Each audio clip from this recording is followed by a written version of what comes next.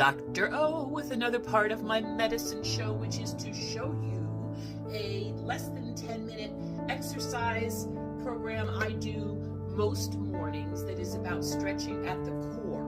Now I'm going to model it with some background that I will tell you about, but I can't break any copyrights by actually inviting you to listen. I use a yoga mat quite happily in my efficiency apartment of 400 square feet, so I make a lot of good use out of all of this. And I'm going to put my background on, and then I'll catch y'all up. Now, that background that you see there is Ellen Wood over at YouTube. You can sync her up and make her work at the same time as me, just like Pink Floyd. And if you time it so that when she says very slowly, which comes in at 26 seconds, you'll be doing the music just like I'm doing the music. But it doesn't really matter that much. I just want to say the music is beautiful. Her son wrote it, and that's why I thought you might want to do these exercises along with some interesting music. Okay, so the first one, you turn around 5 times, and what that does is it keeps your inner ear balanced. You shouldn't be going back and forth away from the camera like me. You stay in one spot, cover your eyes, and take a deep breath. That's the first one. The second movement is to get down on the floor, and what you want to do is keep your back straight and go backwards. It's going to strengthen the front part of your thighs. You're going to feel a pull. You may not be able to balance to go forward like that. It takes a little while, both to go backwards without it straining your back and also for going forwards. I find that it's really good to do it slowly, just like she said, and it took me a long time to be able to move forward without falling flat on my nose. But as you see, it's kind of a relaxing thing to do, and the music is so soothing. You can find your own music if you want. I just suggested something that I thought was lovely. Okay, one more time.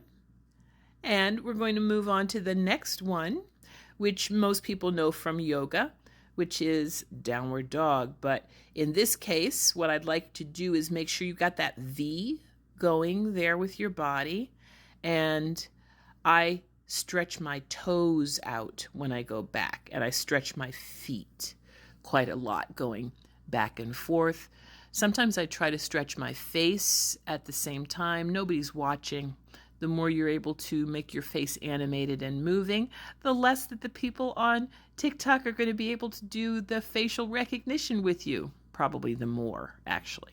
But that's a whole other story. All right. I think we got one more to go here. Deep breath. And keep on.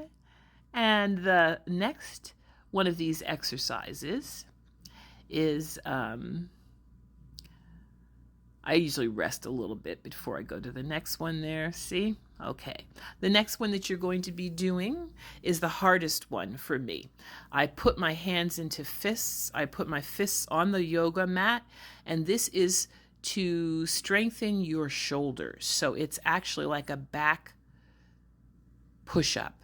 And I couldn't do it at all when I started.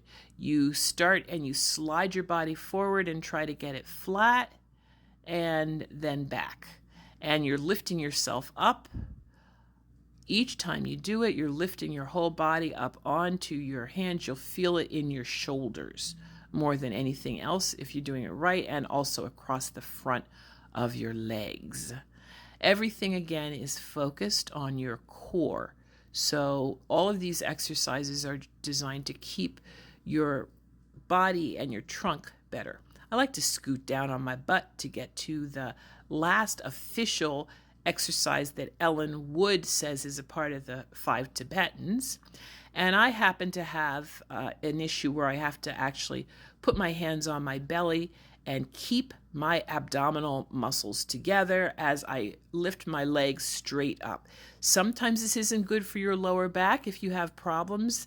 I don't have any back problems, and I have to hold my hands over what's called a diastasis recti. It means that when I had 2 cesarean sections, they ripped my stomach muscles apart and just kind of put them back together, and I have a pooched out space in the middle. So if I try to go straight up with my legs like this, I actually have a little hernia that poops out right at my umbilical cord.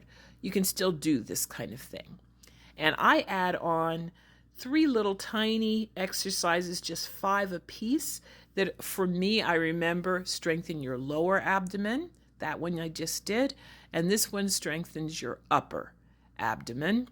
And I do 5 also just on the sides, that pulls along the sides of your abdomen.